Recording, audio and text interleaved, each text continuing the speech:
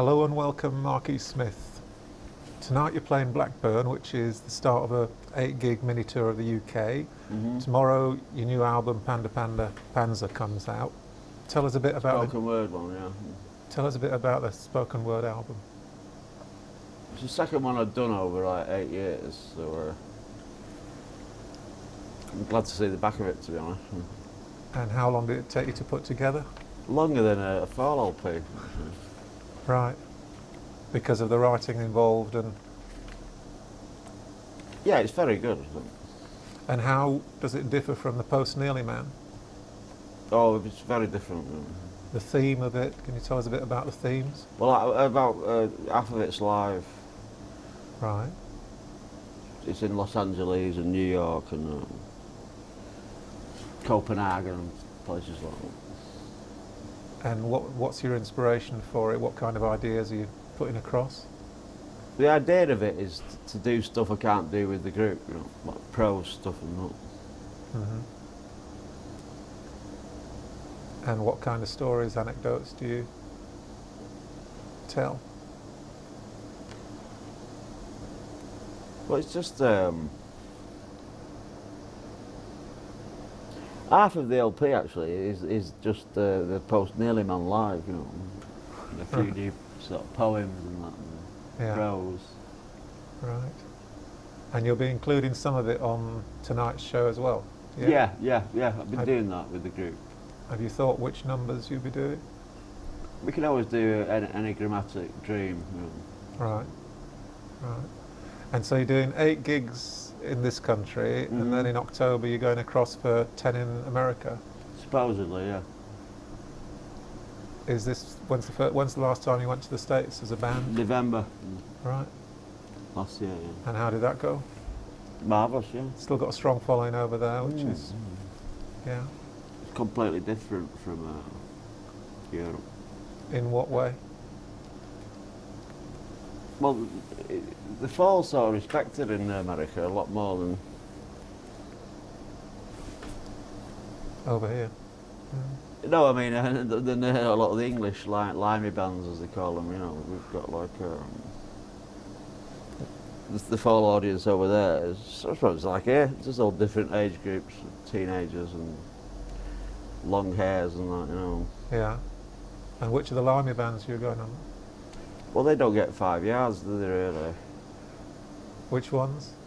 Yeah, like they have a deep contempt for the Manchester scene, and that's why I've always tried to keep away, arm's length from it. All right. And so if we can go through tonight's set list, tell us anything you recall about the songs and about how you wrote them, what they're about. For sure. Starting off with Mr. Pharmacist. Well, it's a cover version, look. It's by a group called The Other Half. Right. It's a 60s garage song. And it was on your album Ben Sinister, wasn't Correct, it? yeah. Yeah. And do you keep it true to the live version, true to the studio one? Not particularly, no. On all your songs, have you tried to develop them at all? Yeah. Well, it's a new group. They play it better, actually, I think, than the old group used to. I think. Right. The next song, Hey Luciani. Hey Luciani. Yeah. Yeah, that was written. That was the title theme of a play I did about the mysterious death of the Pope of 31 days, you know, Albino Luciani. And that was It was a play I did, yeah, about 86, 7. And you released it as a single originally, yeah? Yeah. How did it do? Rubbish. As did the play. Right. Good song, though. Right. And next, There's a Ghost in My House. That's our Dean Taylor. There's a Ghost in My House. Yeah, that's like old Northern Soul thing. Do you have a great fondness for that Northern Soul? Very much, yeah. At the time. In fact, it was voted in the Northern Soul charts around North Manchester and North Lancashire. Like they had like 10 worst cover versions of Northern Soul songs. Yeah. And Soft Cell was #1. Right. And we were #2. Congrats. And you've done Got to See Jane as well, haven't you? We don't do it live now. But you have done it as a cover. Yeah. Which are the two songs? Quite complicated, his stuff. Mm-hmm. Dean Taylor. He was the only white man on Motown, wasn't he? Right. Yeah. Hit the North. Yep. Hit the North. What about it? Any sort of, when it came together, what's it about? There's a big uproar about that because I was trying to get out of that indie thing at the time. Big uproar about it with the fans and all that. See, a lot of the way I work is trying to get rid of What's a been? stable audience, you know. And that was in '87 on the Friends experiment, and it was a single as well. Yeah. And you were trying to get rid of. No, not trying to get rid of. No, I was just trying to do something a bit different, you know. Right. It had like samples on it and saxophones on it and things like that, Mm-hmm. which wasn't par for the course then. Right. Victoria. Kinks song, yeah. Victoria. Victoria, by the Kinks. Yeah. And that was a single as well for you. That did well. That was when the band was a six-piece, wasn't it? Correct, yeah. Yeah. And again, is the live version different from The one we're doing now is better, actually. longer? No shorter. I want to strip these songs down. Did a Ghost in My House in rehearsal, you know, and it was actually better than the record. Right. Because it's stripped down and. Also, because it's new to the group, you know, all the group are like a generation younger than me. It's like. So they're finding it out for the first time. That's right. Yeah. Yeah. Sure. Yeah. Big New Prince. What's that about?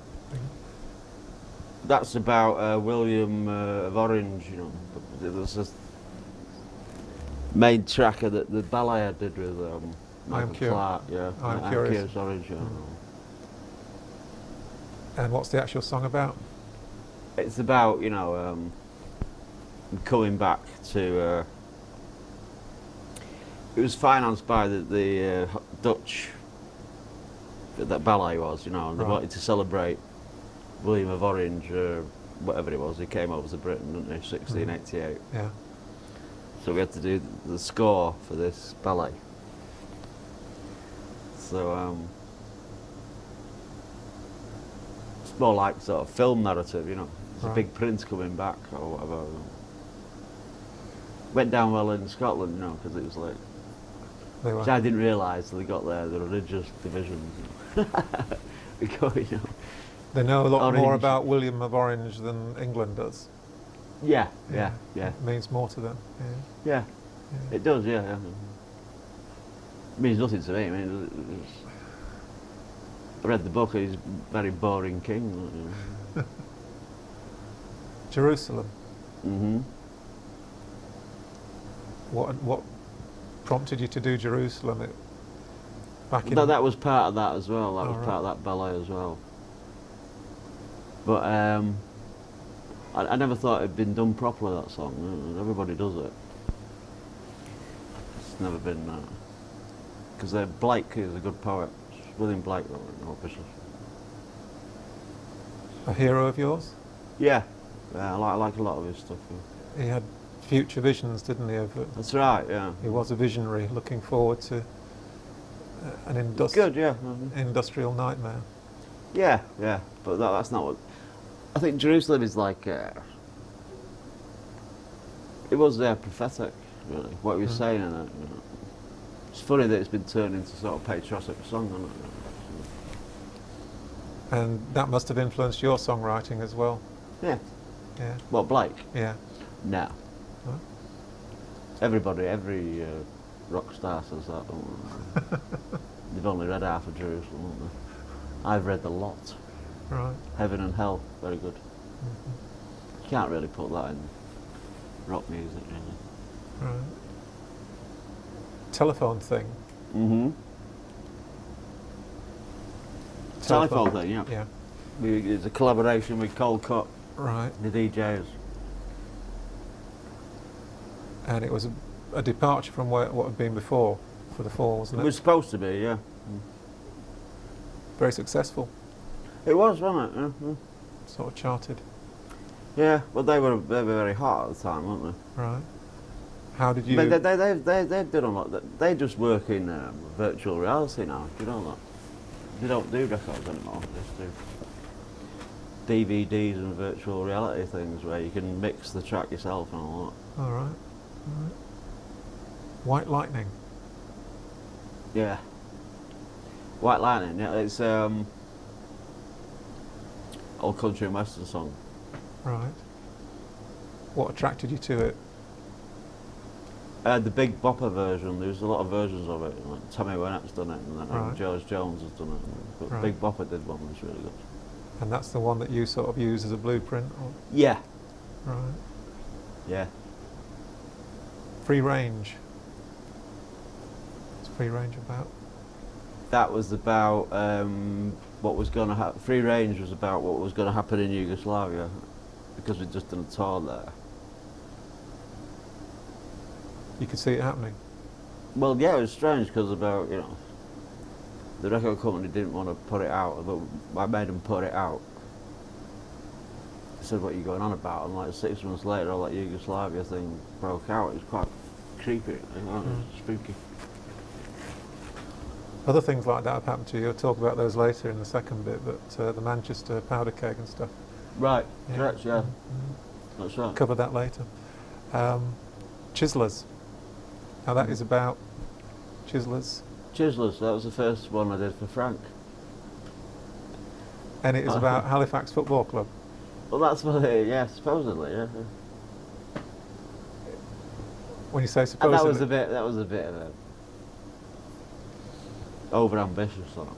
It cost a fortune to make, It's me trying to make like a mini opera in two sides of the record, And the Halifax Football Club part of it, what was Well, that? they just said they were going to go down and they wanted it. I mean, I didn't really talk to them. And they wanted you to help them out. Yeah, like, Right. don't get too close to Mm. soccer fans, Do you not like football? I like it, yeah. Don't like what it's become, Mm. Don't go and watch it. Right. Behind the Counter. Mm-hmm. Behind the Counter, what's that? That was just about people who work in shops, The drudgery of it, or Yeah. mere And in a way, if you're in a group, you are sort of in the same position, like you are.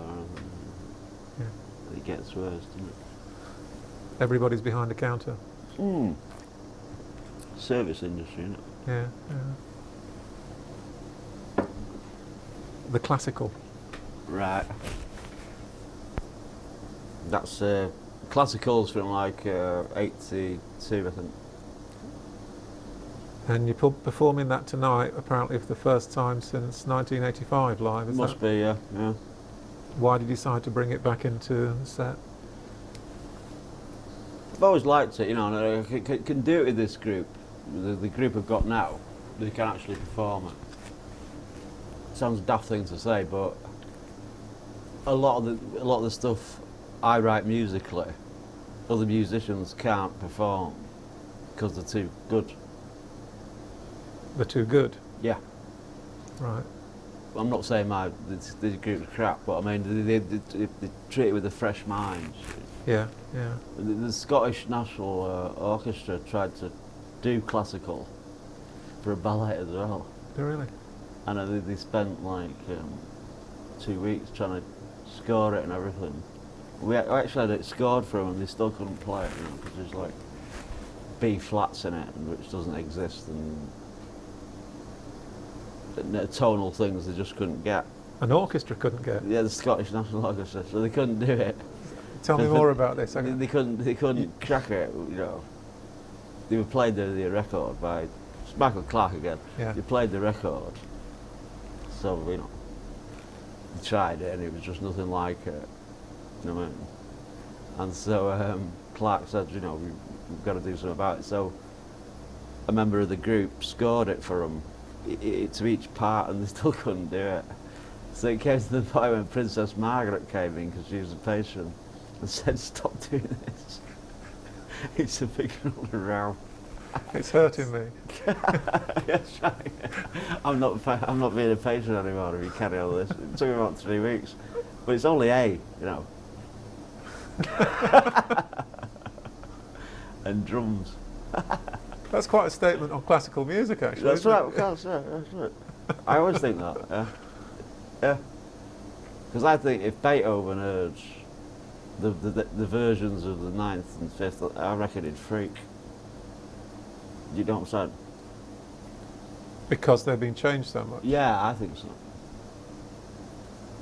by people transcribing Yeah, them. I mean, it's like if you had never heard Elvis Presley and you saw Shaking Stevens, he was going around as Elvis Presley, you'd take that as granted, wouldn't you? Yeah. It's not to knock Shaking Stevens, but I think that's very much The case with classical music, that a lot of it has been tainted over time, yeah, contaminated. Well, they're playing by numbers, aren't they? Yeah. And they get away with it because nobody's got recordings of those originals. I mean, at least you can, if you hear like a British group, you can always go back in like 20 years and say it's just David Bowie played badly, innit? Yeah. Can't you? I mean, Right, yeah. And Mirsud Maged. Mirsud Maged, what's that? Mirsud Magad. What's that about? Magazine editors. The whole media scene. Nah, it's just a spiteful thing. When I did the LP, it was the same as Hex Induction Hour. I really thought that was the last LP we'd ever make, so I just threw everything against the wall. In 82, 82, 83, yeah, I really thought you've had enough. getting out of this. It's funny enough, it was successful. People loved it. And so that kept you in. Yeah. So it was a lucky song. No, all of that LP Fateful was, song. it was, I deliberately went out to like be nasty, Right. and it worked. It was good. Accrochement. What's that about? Well, that's the one the new group like. It's just an instrumental lot of This Nation's Saving Grace. Right. I don't want to plug the old LPs too much, because I'll get paid for them. And so what's the stuff off the new ones that you're doing in addition to this set list? Can you give us a sneak preview of what's coming on tonight? We'll do our regular set, which is like off Are You Our Missing Winner and the live LP we had out. And the musicians are Ben Pritchard on guitar. Yes. Where do you find him? Um, If you can say Ben Pritchard first. Ben, yeah. In a Catholic Servites club behind the bar. Dave Milner. Dave's one of my manager's friends. Right. Very good drummer. Jim Watts. Jim's one of the manager's ex-bass player. Right. Recruit off the streets. I don't hold auditions. And tonight, when you go on stage, have you got an idea of what order, or do you decide when you're up there? Well, we're going to try and do it in 4 parts. I think it'll work. And the 4 parts being? Yeah, so it'd be like usual set, a few of these oldies, then some completely new, then something like spoken words, then back to the oldies. So good. I mean, I don't be detrimental about them because It's a good choice, that, actually, Yeah. that list. Mhm. But not for any of the very early period, nothing from the step forward. No, no. Do you not get screams for a totally wired? Not anymore, no. Because they know you're Got not rid going of to do those it. people. What? They know you're not going to do it. Yeah. Right. Because you end up like these sort of retro groups, don't you? Tribute bands. Also, yeah, but also, you know, it's like groups who've been away for 15 years are like making comebacks. Oh, right. But we've been there all the time, so it's very insulting to get mistaken. Like people say, "Oh, you're going to come back now." We never stop. Right.